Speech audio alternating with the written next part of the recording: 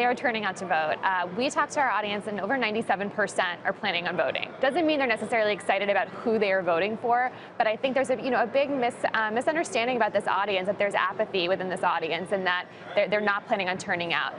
I think there's a real distinction between whether or not they're going to actually show up and whether or not they're excited to show up. Well, we've seen registration in droves, including via theSkimm. You guys have 110,000 people that have registered to vote just through theSkimm. How did you do that? We are so proud of it. I mean, as you said it, millennials make up a huge part of this voting bloc. They're about a third of the voting population in the U.S.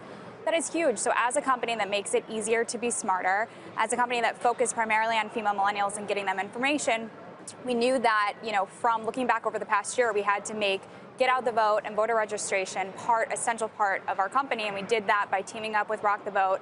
We've gotten over 110,000 people registered to vote. That is amazing, and now we're going a step forward, making sure that they have buddies, making sure that they have a way to get to the polls, making sure that they know what to bring, making sure that they're prepared so that that 97% that intends to vote actually does vote, which I think is really key. And I think also of the 110,000, we should say over 95,000 are women, which is obviously such a huge market for who the candidates are trying to reach. Now, Carly, I wonder how representative your readership is of millennials at large, because by definition, they're people who really want to be informed, perhaps more than the population at large. So I wonder, did you see any kind of shift that you were able to track over time in enthusiasm, given that so many millennials were excited about Bernie Sanders and then seemed to sort of fall off the map after it was clear that he wasn't going to be the Democratic nominee? We definitely did see that shift. I think what's really interesting is nearly 60% of our audience is going to vote for Hillary Clinton. That is not because 60% of our audience is a registered Democrat or was supporting her from the beginning. So a lot of Bernie Sanders supporters ended up crossing that line over to support Hillary, but also a huge amount of Republicans and independents are now supporting Hillary in this audience. So it's been really interesting to see how that shift has happened. And I think it goes back to kind of the overall message is that 40% of this audience is really upset about who they're voting for.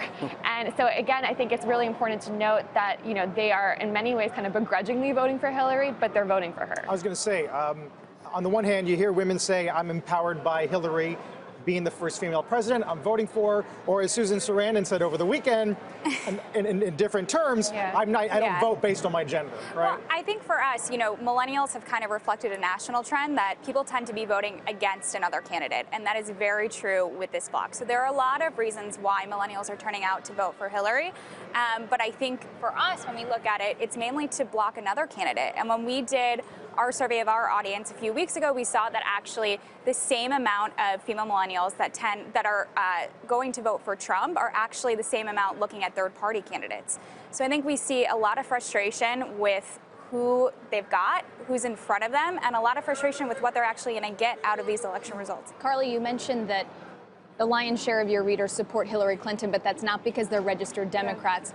You think about the one issue that connects all millennials being student debt, but socially and fiscally, what other issues do they care about, and how do those party lines get drawn? It's a really interesting question. So when we first started these efforts, we sort of just assumed that our audience would care about social issues first. And we really were incorrect in assuming that. And I think a lot of people assume that that is what this audience cares about. When we talk to our audience, and we've actually just wrapped up a campus tour, we were all over the Midwest and the Northeast, in talking to these students and in talking to millennials as a whole, and honestly just talking to our friends as we are millennials, what we've seen is that the number one thing for them is the economy, is international security, and worrying about student loans. This is an audience that is inheriting a tremendous amount of debt, that Social Security, while they might not be, not a sexy term to talk about in your 20s and 30s, it's something that's coming up, and it's something that I think the economy matters so much to this audience, I think more than their parents probably realize it matters to them. Hey CNBC fans, thanks for checking out our YouTube channel. Here you're going to find videos packed with all of the information that you need to be smarter about your finances. You can subscribe by clicking right here and click on all the videos around me or the I right here to watch the latest from CNBC.